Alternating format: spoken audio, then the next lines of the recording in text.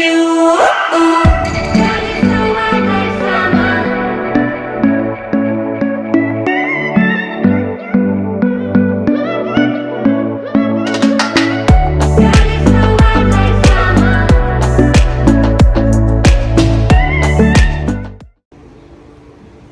hi YouTube family, welcome to On the Cusp with Daphne, a place where inspiration meets evolution. In the video linked below is where I tell you about the differences between a support worker, a healthcare assistant, as well as a senior carer. I'm hoping in your quest for job searching, you continue to find the same alerts as I do. I continue to get alerts for these vacancies. I'm hoping you are getting the same. I may not post them on a daily basis or all of the time, under the assumption that you are also getting the same vacancies. Today I come to you with one that has come through today for a senior healthcare assistant, a senior carer as they call it. So let's get into the details of the job. This is a night senior care assistant. So by virtue of that, it tells you that you will be working permanent night shifts only. And it does say that a tier 2 visa sponsorship is offered.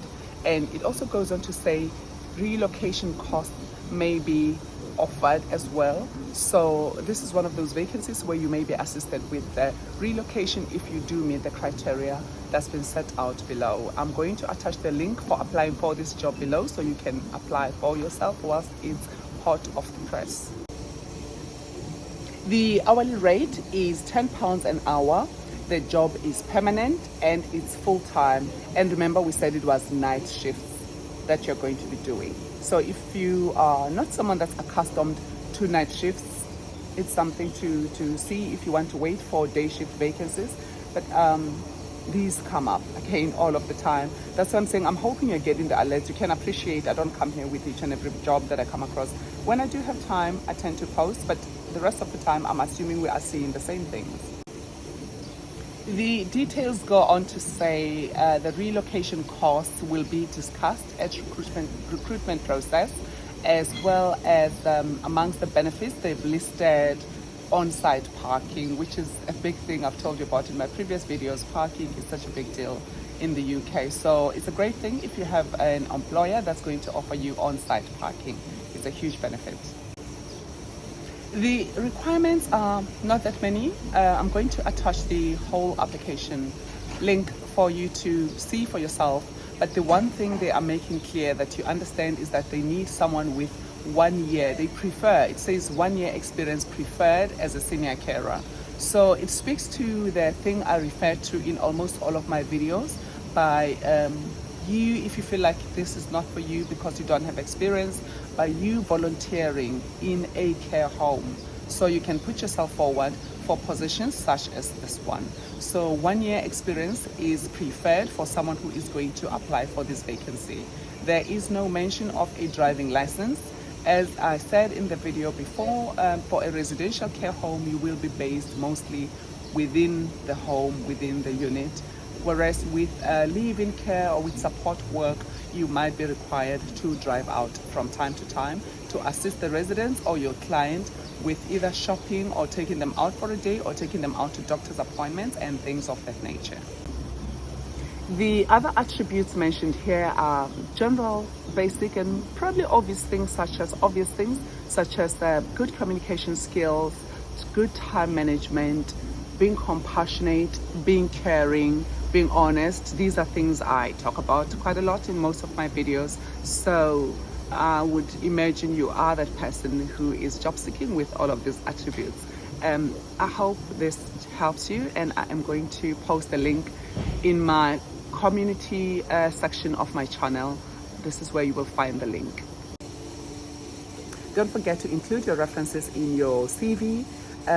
In fact, you could just even say references available on request, but just know who these are, so that when the time comes and you're being asked for references, you could just pull them out or get in touch with them and supply their contact details at that point. This way, your references know that they are referencing you. You have just recently spoken with them, and it's not something that you asked for a year or 2 years ago and they've forgotten who you are. On the subject of references, I'd like to advise you to make sure they are clinical. I'm seeing more and more CVs with references that are professional but are in such high senior ranks that it's very unlikely that the CEO of the hospital will have the ability to comment on your competencies as a nurse, as a healthcare assistant, as a support worker. Just find someone who is senior to you, immediately senior above you, or the manager that to report directly to. Think of your pyramid structure or line management channel. Don't go too high up the ranks. It seems good on paper, but it's really unrealistic. It's known that these people are very unlikely to see you on a regular basis performing your duties. So be realistic when choosing a reference. Make sure it's somebody that you work closely with and they need to be senior to you and not related to you either. The other piece of advice I'd like to include in this video is that when you include your dialing your numbers, remember to include your country dialing code, not your local number as you would have it on your CV. These are little things, but for recruiters and employers who have a lot of work, it could just be the one thing that puts them off your CV. So just make sure everything is 100% ready for forwarding to an employer. The details of who is employing and who is recruiting are included in the link on my community channel of the video. So I am hoping you are going to take advantage of this as it is fresh off the press, hot off the press. Wishing you the very best. Before concluding the video, I'd be so interested to know if you are registered in any of the job sites such as Indeed, or which one are you using? Where are you getting your job alerts from? Are they relevant? Do you find that in recent times they have increased, or do you find that they are less? My experience is that I am not getting as many alerts as I used to before, and some of the ones that are coming through these days are even actually saying no sponsorship offered. But in the same breath, I continue to get the tier 2 sponsorship visa ones. So this is not something that is meant to discourage you, but I'm just curious to know what you are seeing on your end. Let me know in the description box below what you are finding, what your experiences have been. In the meantime, remain on the cusp with Daphne, a place where inspiration meets evolution. I will continue to post these vacancies as and when I can, and I urge you to do the same. I continue to get more of these Indeed alerts, but in the meantime, I would like you to do your bit as well in terms of searching, in terms of looking out for opportunities for yourself.